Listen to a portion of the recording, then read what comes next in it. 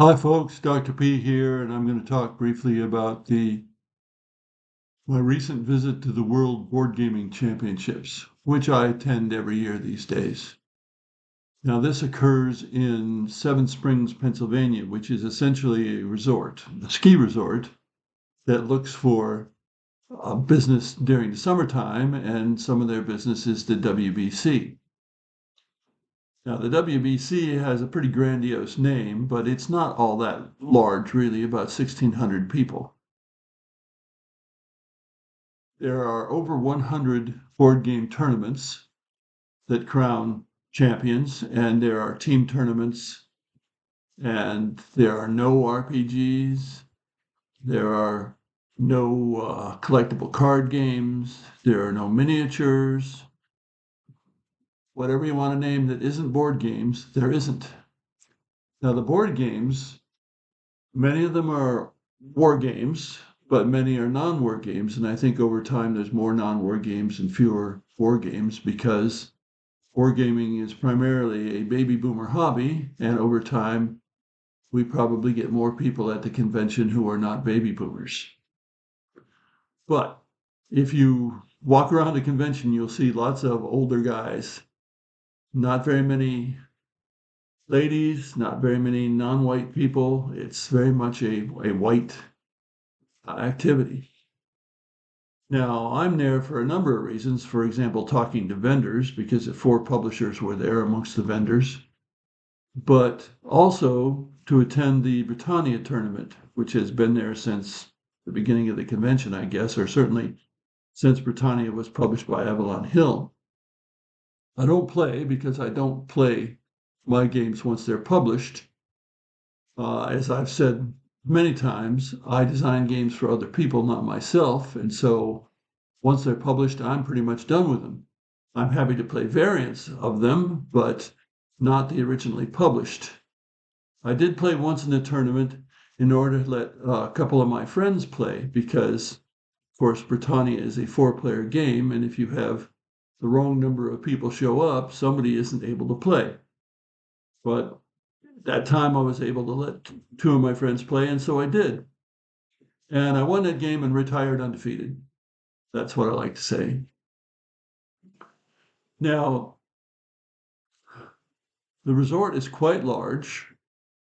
There's a lot of things there. There are some things to do, I mean, like a bowling alley and a pool and so on. Some of those things cost extra. The accommodation is not cheap, but it's not terribly expensive, I suppose, all things considered. And it's held annually, generally at the end of July and the start of August. Now, for the rest of the time, I want to talk a little bit about something I discovered that's specific to Britannia, but applies to a lot of other games. One time, years ago, I was looking through past score sheets for the tournament. I'm not the GM, Jim Jordan is the GM, but Jim and I are good friends, so I looked through the sheets, and I discovered math errors that even meant that the supposed winner of the game, in fact, finished second and somebody else won. Now, that's pretty bad. So every year since, as long as I'm there at the end of the heat, which is usually the case, I check the scores. And we have urged people to check their scores over and over again, and they do, but still mistakes are made. But this year it was really bad. I checked 11 games, and some of those games were not close, but many of them were because it's highly competitive. 3 of the games had scoring errors that resulted in a different winner than originally calculated. Now, what can you do about this? The scoring is not that complicated. It occurs at the end of 4 rounds with a few scores in between that you have to write down at the time. So it's not simple. One of the players is volunteered or volunteers to keep score. And they're doing that in addition to playing the game, and it's a competitive game, so there's a certain amount of tension and stress. And they know they need to get the scores right, but sometimes they just don't do it. They forget to bring a number down, for example, from a nation down to the total for that color for that round. In Britannia, you play 4 nations at various times in the game, and so you score for more than one nation in a particular round. And then they sometimes fail to add the score up correctly with the previous month's, previous year's, previous epoch's score, because it's like 75 years a turn. So I find these errors and shake them out. And in fact, in one case, I found one error, and then another person who was looking over my shoulder found another error that I'd missed, which changed the result from a draw to a win for another player than was originally thought to be the winner. What can you do about this? Well, you tell people to watch out, but we've already done that. You could use an electronic spreadsheet to keep score because it would do all the arithmetic. And that would probably take care of most of the errors, but how many people want to have a laptop sitting by them while they're playing the game? That's not unusual for young people, but it's unusual for older people. And many of these people are middle-aged and older, and they've been playing the game for 20 years or 30 years. And so they're not accustomed to using a laptop to keep score. However, I thought about this and I said,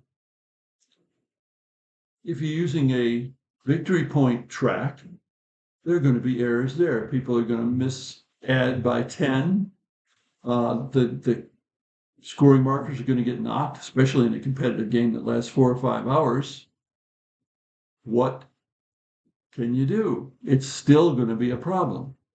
Now, in the original second edition for Fantasy Flight Games, they included scoring chits. I convinced them that a victory point track was a bad idea. So they included scoring chips, and you get the chits as you score. Unfortunately, that hides what the score is, and one of the things players want to do is keep track of what the current scores are, because that helps them tell whether a particular nation is doing better or worse than perhaps average. So that's not exactly a solution either.